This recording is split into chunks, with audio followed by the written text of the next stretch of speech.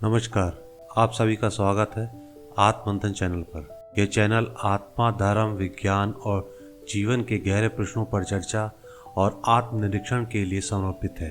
यहाँ प्रस्तुत सामग्री शोध और प्राचीन शास्त्र और दर्शनों और विचारों के आधार पर तैयार की गई है। हमारा उद्देश्य सभी धर्मों और विचारधाराओं के प्रति सम्मान रखते हुए सत्य की खोज के मार्ग पर प्रेरणा देना है। ये चैनल किसी एक विचारधारा का समर्थन नहीं करता और न ही किसी को ठेस पहुंचाने का इरादा रखता है। यह एक मंच है जहां संवाद, आत्मचिंतन और विचार का आदान प्रदान हो सके। हमारी जानकारी का उद्देश्य जागरूकता फैलाना है, न कि इसे अंतिम सत्य के रूप में प्रस्तुत करना।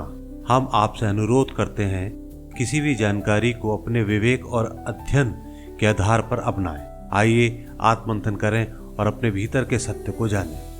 आज का एपिसोड भी आप उसी से रिलेटेड है। अभी लास्ट जो एपिसोड डाले हैं, आज हम थोड़ा समय के बारे में थोड़ी सी बात करते हैं। तो समय यात्रा एक ऐसा विषय है जो विज्ञान, दर्शन और अध्यात्म में लंबे समय से चर्चा का विषय रहा है। सवाल यह है कि क्या इंसान भूतकाल में लौट सकता है या भविष्य काल में जा सकता है। तो आइए इसे विज्ञान और अध्यात्म दोनों दृष्टि से समझते हैं।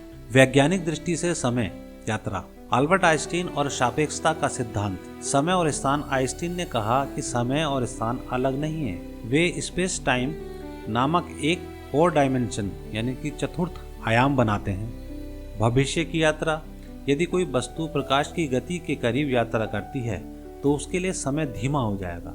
इसे समय का फैलाव कहते हैं। अंतरिक्ष यात्रियों के लिए ये सिद्ध हो चुका है कि जब वे अंतरिक्ष में समय बिताते हैं तो पृथ्वी पर उनका समय अधिक तेजी से बीतता है। भूतकाल में यात्रा, वैज्ञानिक रूप से भूतकाल में यात्रा करना चुनौतीपूर्ण है, परंतु वार्म होल यह एक कल्पनीय अवधारणा है जिसके अनुसार ब्रह्मांड में समय और स्थान को जोड़ने वाले सुरंग जैसे मार्ग को हम वार्म होल कहते हैं और इसके द्वारा भूतकाल में यात्रा की जा सकती है।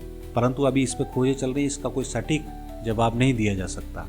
अब समय यात्रा का जो प्रयोग है वो एक उदाहरण के रूप में मैं आपको समझाता हूँ थोड़ा सा। ट्विन पैराडॉक्स, यानी कि एक जुड़वा व्यक्ति यदि अंतरिक्ष में प्रकाश की गति से यात्रा करे और दूसरा पृथ्वी पर रहे तो अंतरिक्ष यात्री धीमा बूढ़ा होगा जो पृथ्वी पर उपस्थित है। दूसरा, उपग्रह में घड़ी धीमी चलती है। जो GPS सिस्टम होते हैं, जो ऊपर उपग्रह जो हैं, उनमें जो घड़ी है वो पृथ्वी की घड़ियों से थोड़ा धीमा चलती है क्योंकि पृथ्वी में समय तेजी से चल रहा होता है अंतरिक्ष की अपेक्षा। और भविष्य में हम यात्रा कर सकते हैं, उसके लिए समय में आगे जाना वैज्ञानिक रूप से संभव है, लेकिन भूतकाल में लौटने के लिए हमारे पास अभी पर्याप्त तकनीक नहीं है। अध्यात्म से समय यात्रा का संबंध, योग और ध्यान। भारतीय ऋषि मुनियों ने ध्यान के माध्यम से अतीत और भविष्य की झलक पाने की बात कही है। ये चेतना का खेल है जहाँ शरीर तो वर्तमान में रहता है लेकिन मन अतीत और भविष्य की यात्रा कर सकता है। भारतीय ग्रंथों में त्रिकालदर्शी या ऋषियों का उल्लेख आता है जो भूत, वर्तमान और भविष्य देख सकते थे। उदाहरण के रूप में महर्षि नारद और संजय जैसे व्यक्ति। अध्यात्म में समय को चक्र माना गया है।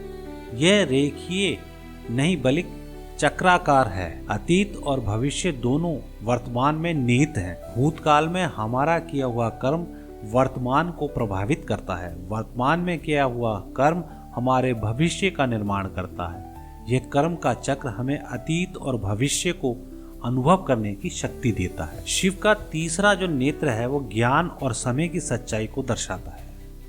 भगवान कृष्ण ने अर्जुन को विराट रूप दिखाया जिसमें समय का भूत, वर्तमान और भविष्य सब एक साथ। विज्ञान कहता है कि समय सापेक्ष है, यानी हर व्यक्ति के लिए अलग हो सकता है। अध्यात्म यही कहता है कि समय केवल एक माया है। विज्ञान समय को एक भौतिक आयाम मानता है लेकिन अध्यात्म इसे चेतना का परिणाम मानता है।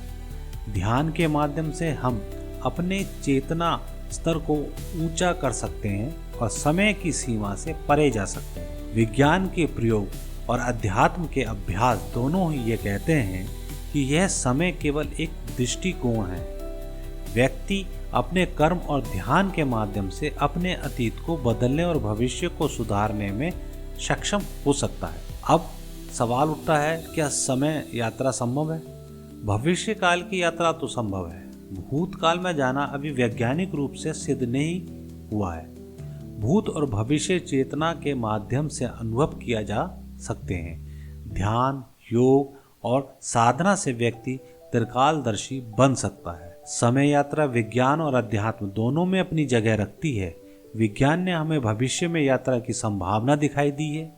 अध्यात्म ने हमें सिखाया है कि हम अपने भीतर यात्रा करके समय को पार कर सकते हैं।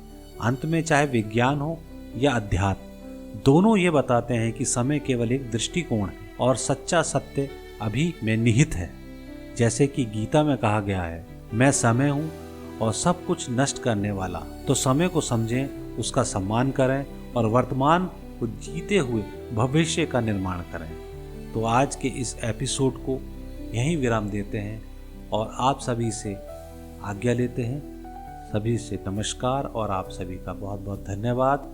जय हिंद।